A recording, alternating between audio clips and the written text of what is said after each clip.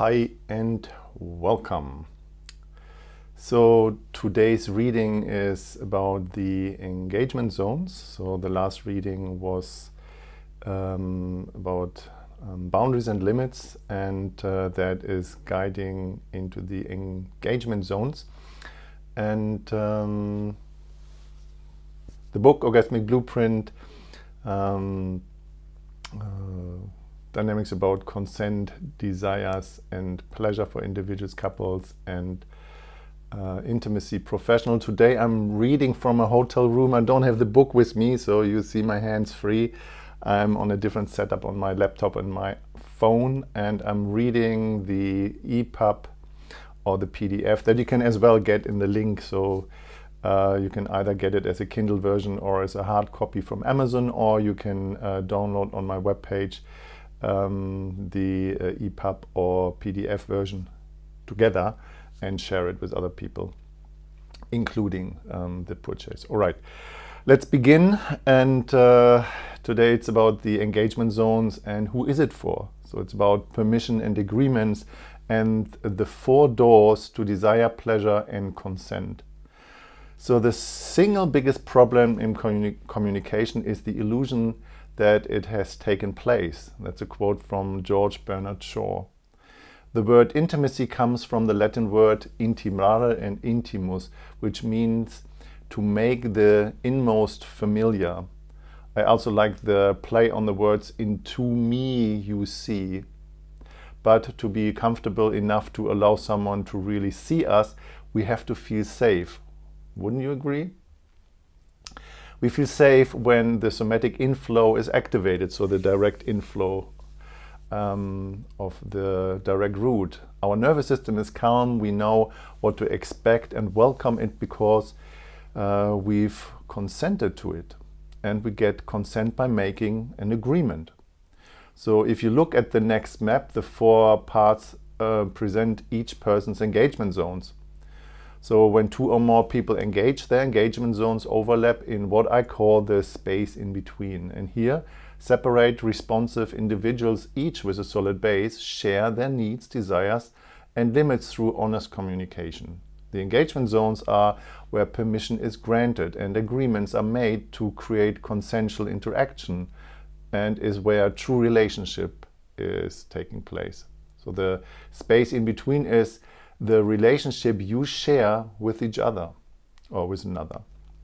So to make the consensual agreement about an action between people, we have to know who the action is for, what it is, where it is, what's going to happen, where it's going to happen, and for how long.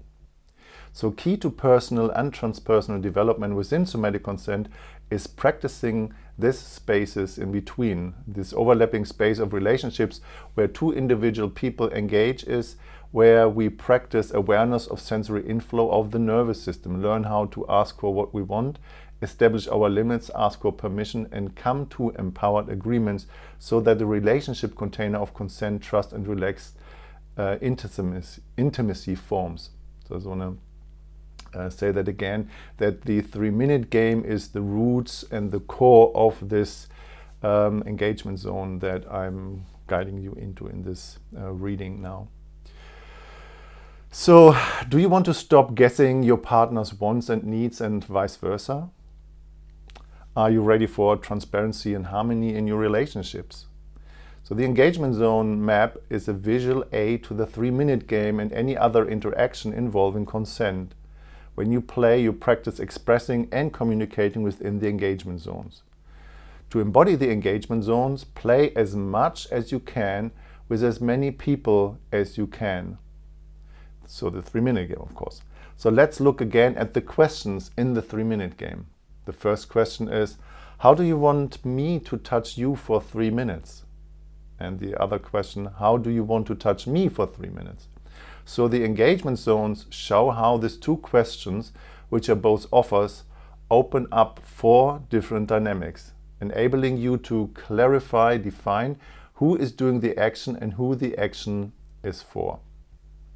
So right now there is the map of the engagement zones, and that will be linked in that video as well and in the description below. and where you can see the engagement zone that you can use as a compass in your life. All right, so how can we determine who the action is for? Feeling pleasure is not the indicator of who an action is for. Consent is the indicator. So consent is made up of both permission and agreement between two or more people to determine what will or won't happen in an interaction within the Somatic Consent Engagement System. So we determine who is doing the action, so your action or their action, and who the action is for you or for them. So we ask for permission, and on the permission line of the engagement zones, when we give permission, is granted the person doing the action for their own benefit.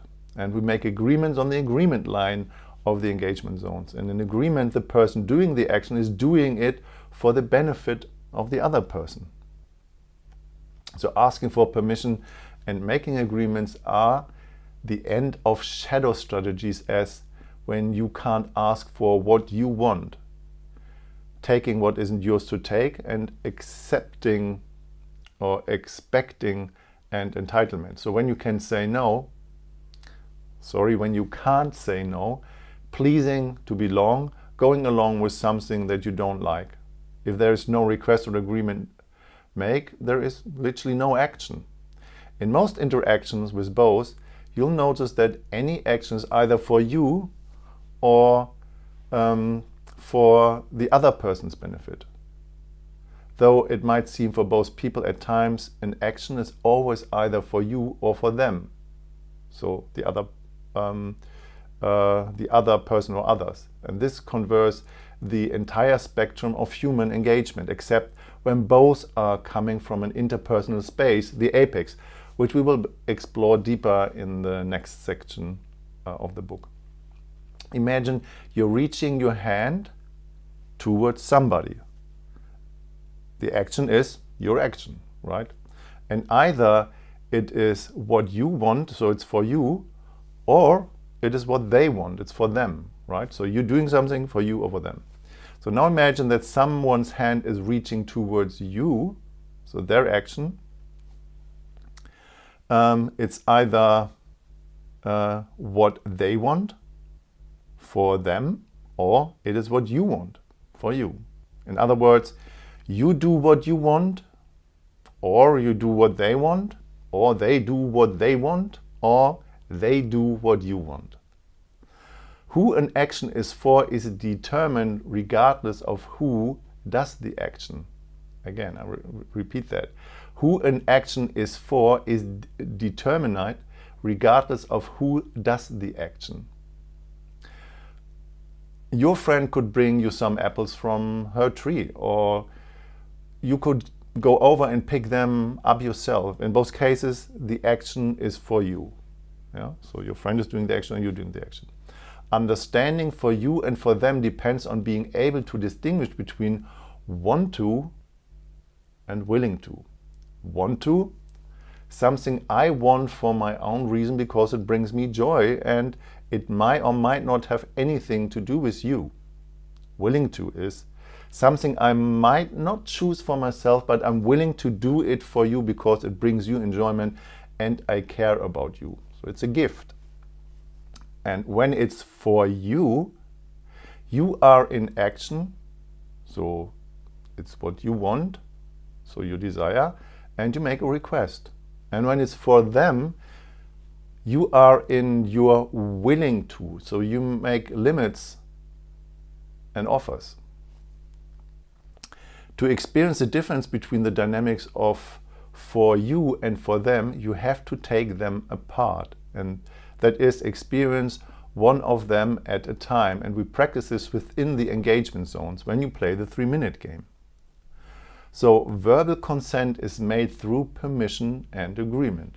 So when we become aware of who an action is for, we realize how simple yet profound it is and why it often feels off when we are being touched by someone who wants to do it for themselves but can't own or ask for it. You might have experienced that. It's important to remember that we all been touched in ways we didn't feel like before we could even walk or talk. We've all learned how to go along with it and accept it as normal. And this acceptance is embedded in our psyche and nervous system, and it takes some time to rewire. Giving authentic permission is easy for some people and extremely difficult for others. And this is in direct proportion to knowing you have a choice. Embodying the direct route is key to opening up this permission line and therefore the rest of the engagement system. That's why I'm doing that so much. So permission is asked for when an action is your action for you or their action for them. Permission is asked for by the person the action is for.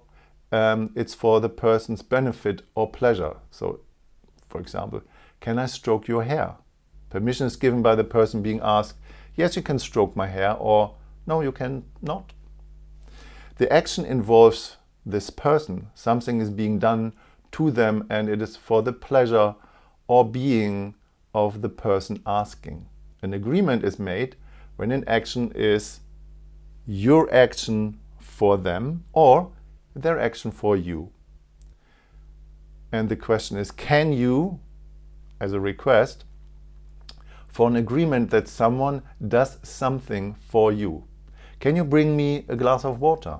Or can you walk the dog? Or can you wash the dishes? So each request for agreement involves communicating exactly what you want, such as describing the details of a massage, body parts, pressure, and so on.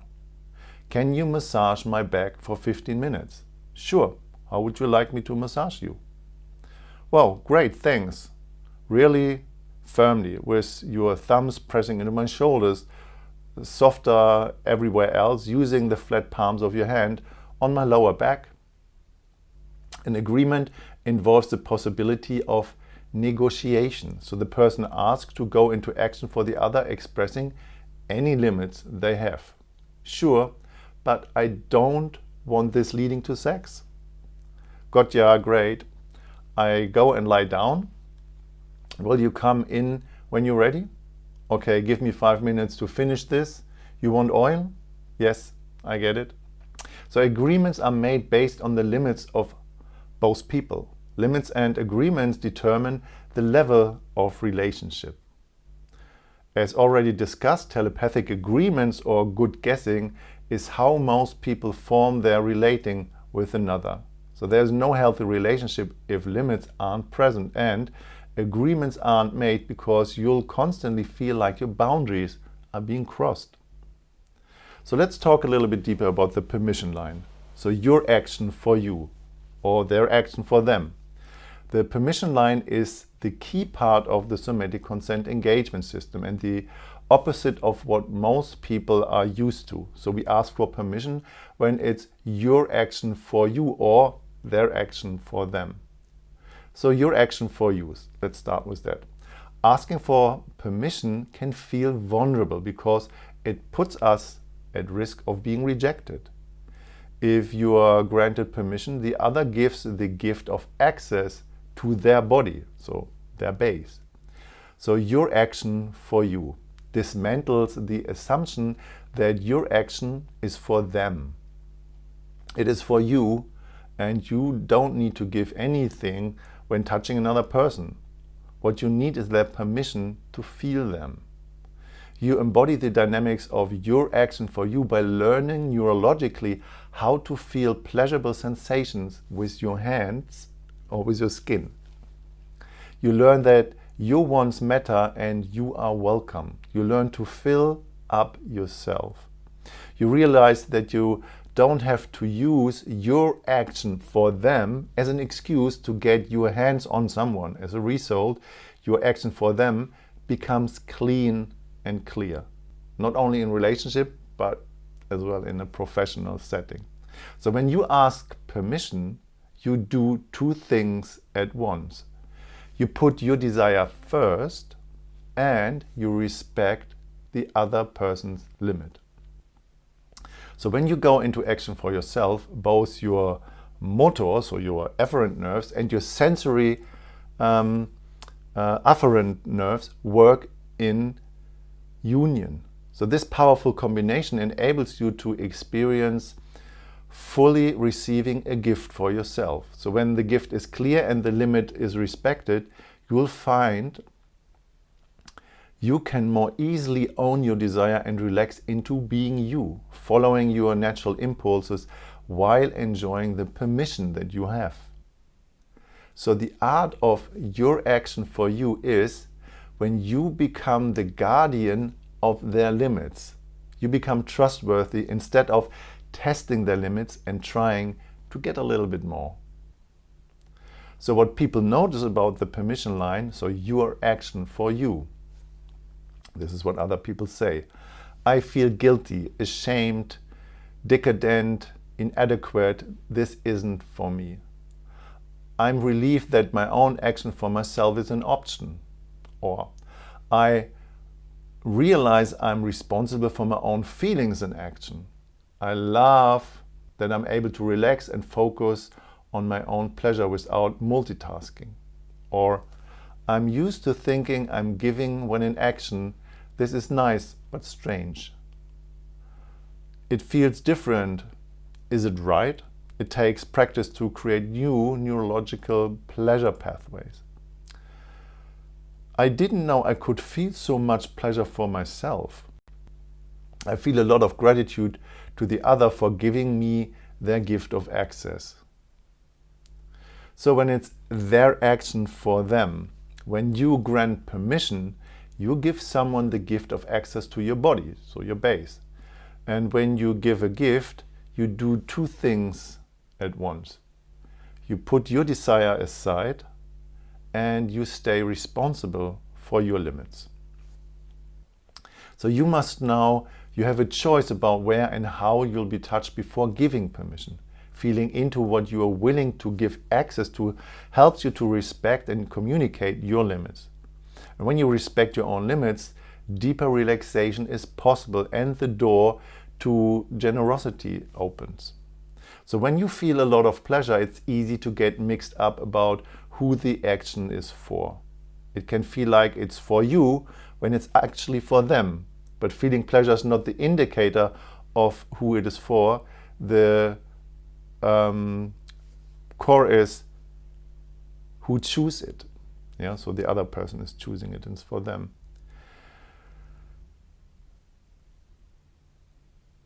Another important point that might come in the book, but it just pops up while I'm reading it, is that you can experience a lot of pleasure when somebody is touching you for themselves, and that might feel as receiving, but I'm not calling it receiving, I'm calling it experiencing. So you experience a lot of pleasure, but receiving is for them because you have given permission that they can do what they want.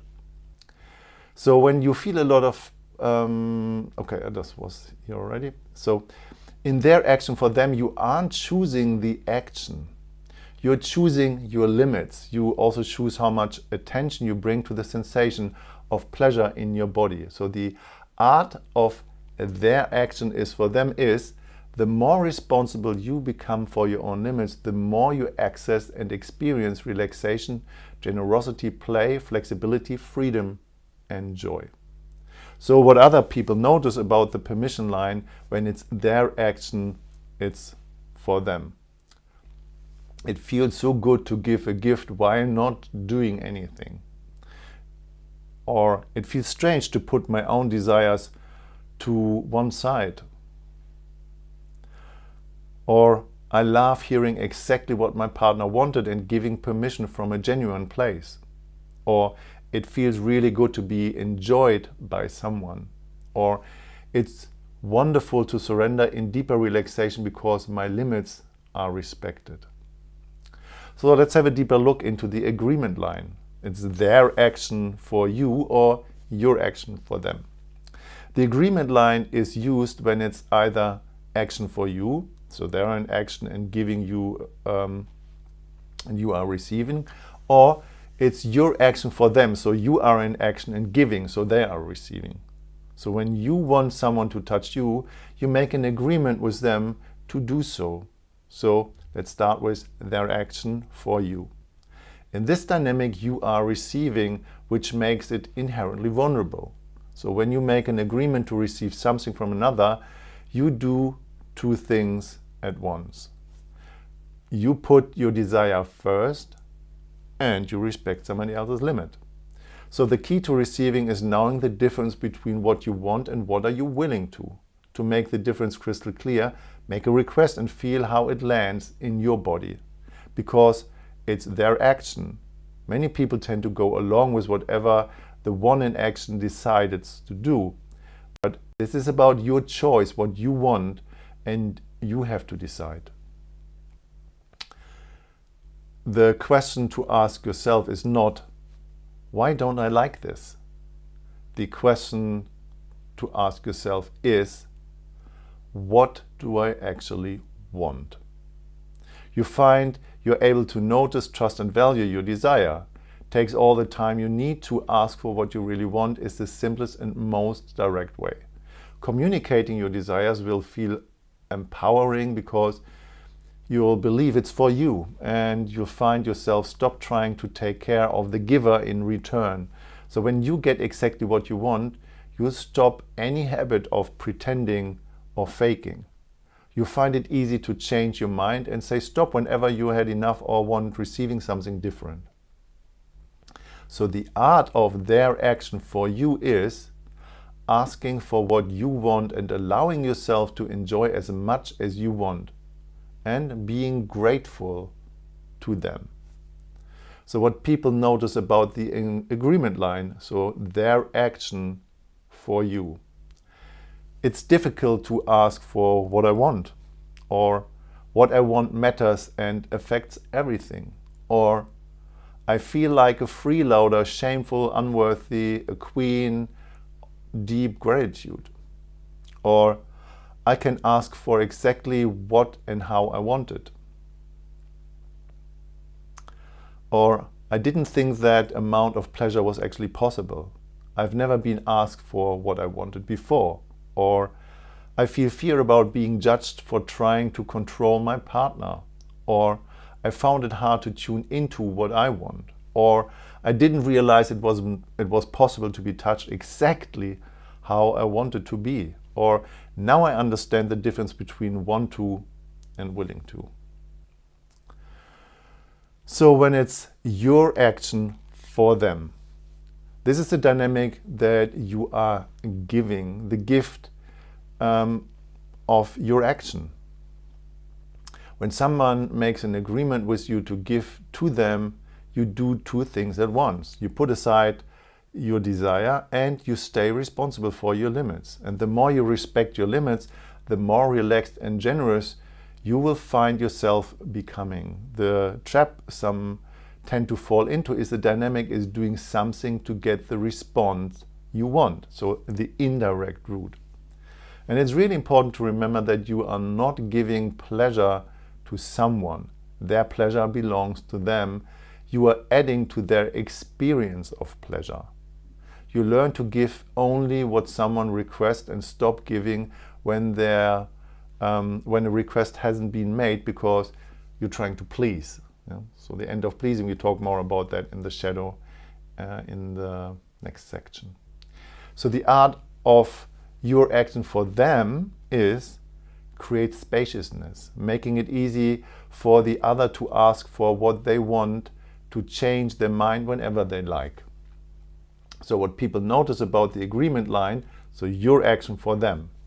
This is the end of guesswork. It's so good to know what feels good for my partner. Or it's so pleasurable to give when I know exactly what's being asked for me. Or I'm starting to see how often I give when no request has been made. Or I notice how much I think I'm giving when the action is really for me. Or giving is a beautiful and humbling experience. So the 4 different zones can create confusion, and this confusion comes up if you only try to grasp the concept using your rational and conditioned intellect, so your working part of your brain. The working mind cannot adequately create the experience. This is why it's important to embody the physical experience within your nervous system by activating your hands and noticing the inflow of sensation. Your body will understand. I just had a conversation this morning with a friend, and this friend said just like, you cannot learn riding a bike by reading a book. You have to get on it and do it. Yeah. And in the beginning, you have this little children use these walking bikes, and then they have this support wheels, and before you can literally ride the bike, you need some practice, and that's playing the 3-minute game in combination with the inflow. So if you find all this confusing, you already know what to do. Just practice until your body feels there it is. I'm sure you'll agree that we can only deeply know something if we have our own experience of it. And we can only become an expert if we practice, just like learning how to play an instrument. Repetition makes the master. Otherwise, the skill isn't built on, and depth and fluency isn't experienced. And of course, continue to practice the direct route of somatic inflow with different objects. Let's say you're holding a pen in your hands, you're feeling the pen and bringing your attention to the skin on your hands. You're having your own experience as you notice pleasant sensations flowing in from your sensory nerve endings. You're in action, you aren't giving anything, just feeling that this is for you. And this is a somatic experience that you can build on. So initiating and being initiated. If you look at the engagement zone maps, you'll see 4 different parts or zones representing the 4 sides of the pyramid. So you're always either on one side of a line or the other, and are either the initiator or initiated. Depending on whether you are the one doing the initiating or being initiated, 8 different dynamics are possible. 2 per segment questions on the map. That might sound a little bit confusing, but when you start playing, you will see that this makes total sense and it lands in your nervous system. It changes everything like nothing else can. So just adding that here. So for anyone beginning to put this map into practice, I recommend you try initiating from each of the 4 zones. So in the following 4 dynamics, you are initiating.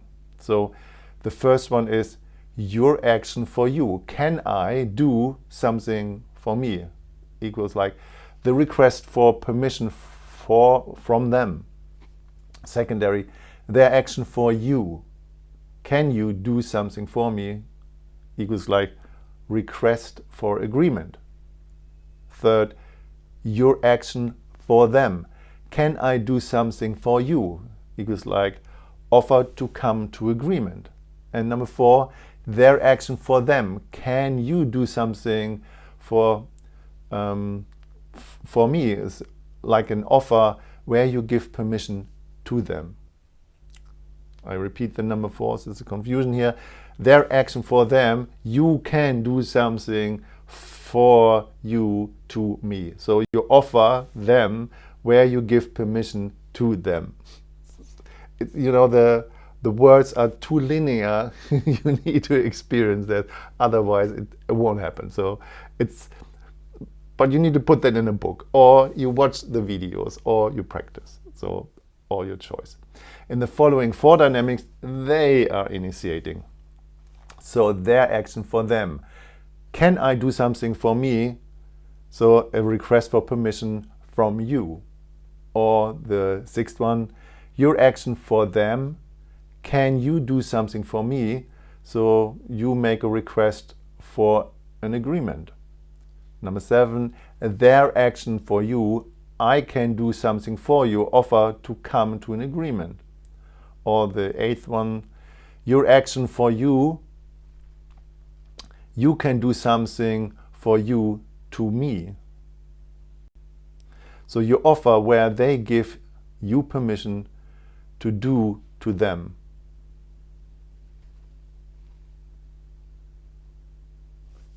You will feel the difference when you are doing one thing, the initiating, and when something else is initiating you. So the difference between offers and request. So most people prefer to make an offer instead of a request. So we often do this unconsciously to avoid feeling vulnerable. It feels easier to make an offer than to request something because a request exposes desires and needs. Requests open up the possibility of being ridiculed or rejected. To some, rejection might seem too lethal to their well-being that it provokes a fight or flight response, a shutdown response within the nervous system. So when you make an offer, it's for them. And when you make a request, it's for you.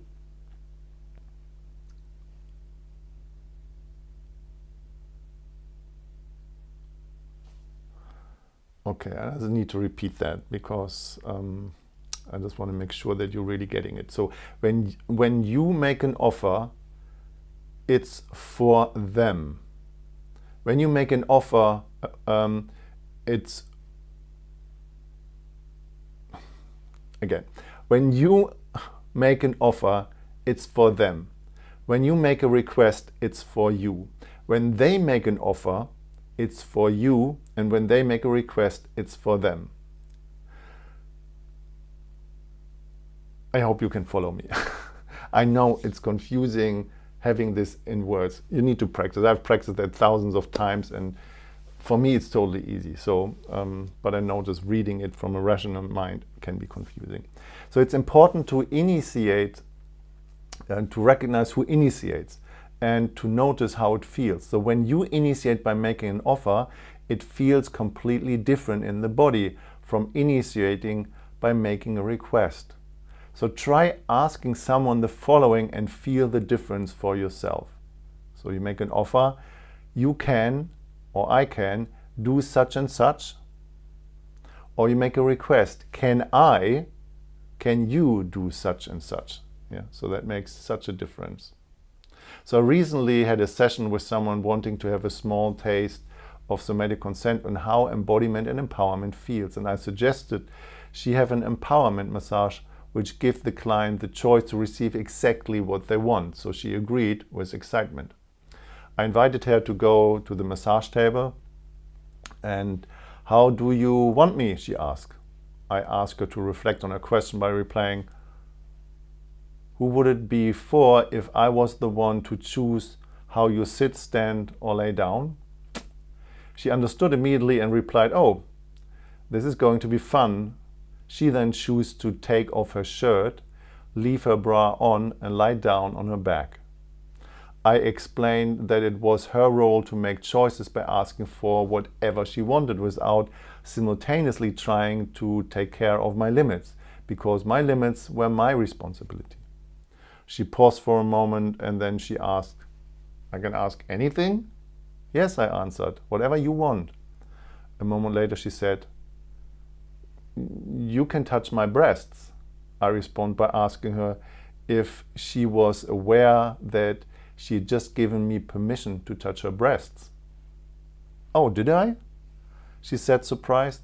Then I asked her to reflect on the difference between the words you can and can you.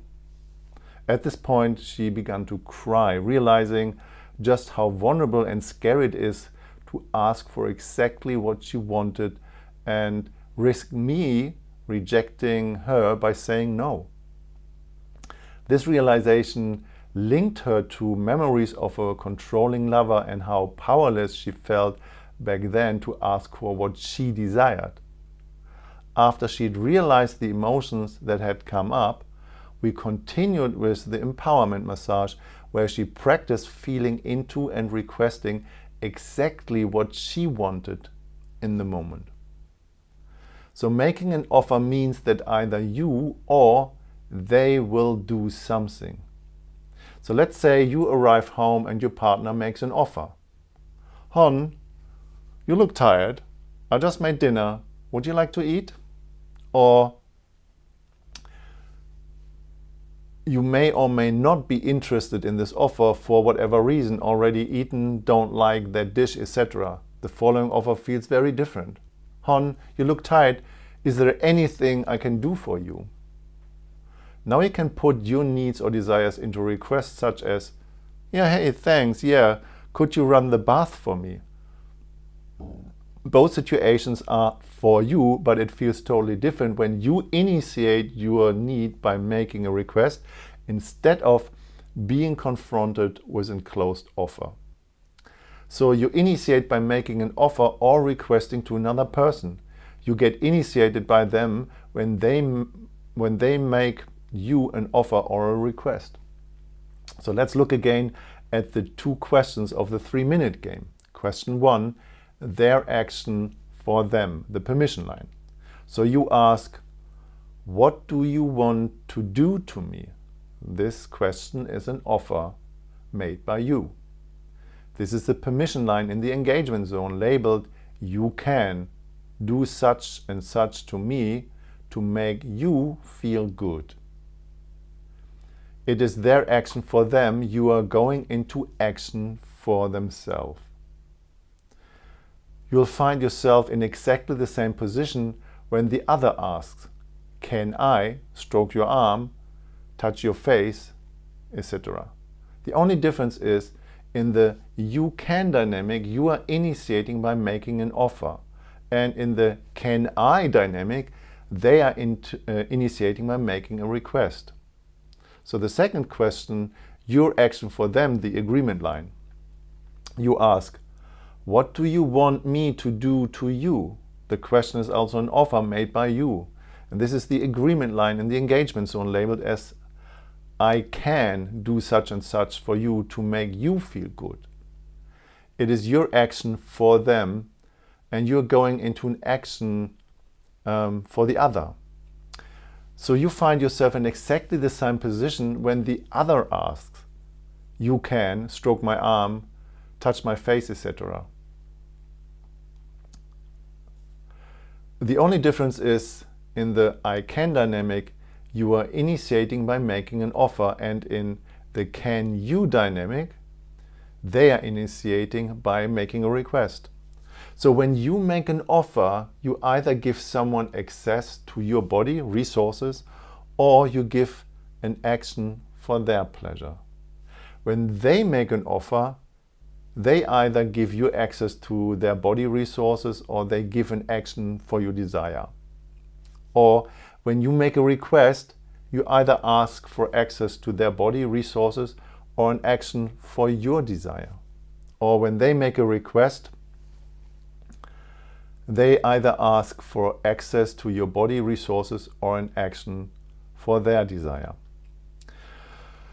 This is a really complex chapter, I get that, and I'm not surprised if you're confused after reading that. So my suggestion at that point is to practice, practice, practice, and practice. And when I was becoming a practitioner of that work, my mentor said, before you can actually really give it, you have to receive it.